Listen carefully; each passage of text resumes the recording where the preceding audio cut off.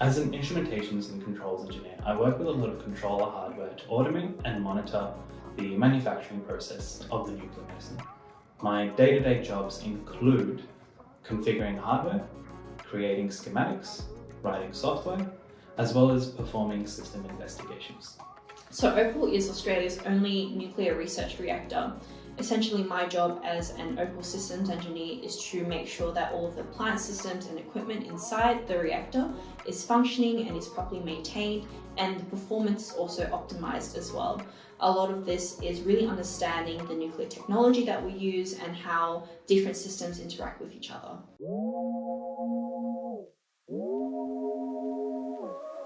When I was at high school, my two favourite subjects were physics and engineering studies, mostly because they taught me about how the world works and how things can function. So in high school, my favourite subjects were definitely maths. I really enjoyed the logical approach to solving problems. I really enjoyed calculus and algebra, and that's really enabled me to lead me into the position I'm in now.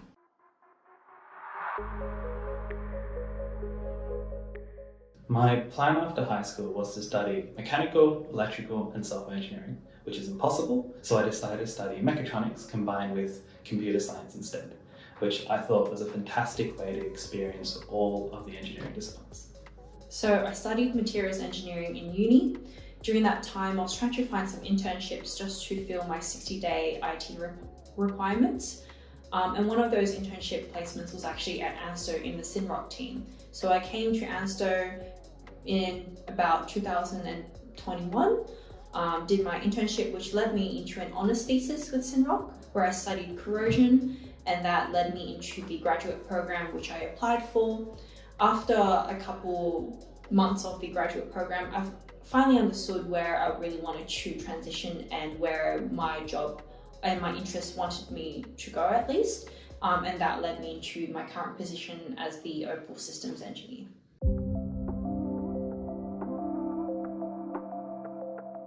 The most valuable thing that I've learned in my degree was how to break down a more complex system into its basic fundamental parts.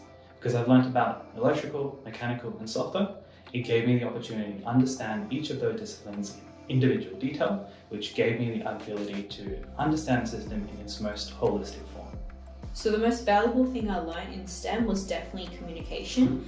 In uni, there was always a lot of group work that we had to do, and that was all extremely useful, especially when you transition into the real world. A lot of the time you need to be able to properly communicate your points, your concerns, your discoveries as well to different people, and you need to be able to communicate in a way that is very effective. If I could give my younger self some advice, it would be to not go to university just to study, and it would be to experience a student life. University gives you a lot of opportunities to develop yourself as a person as well.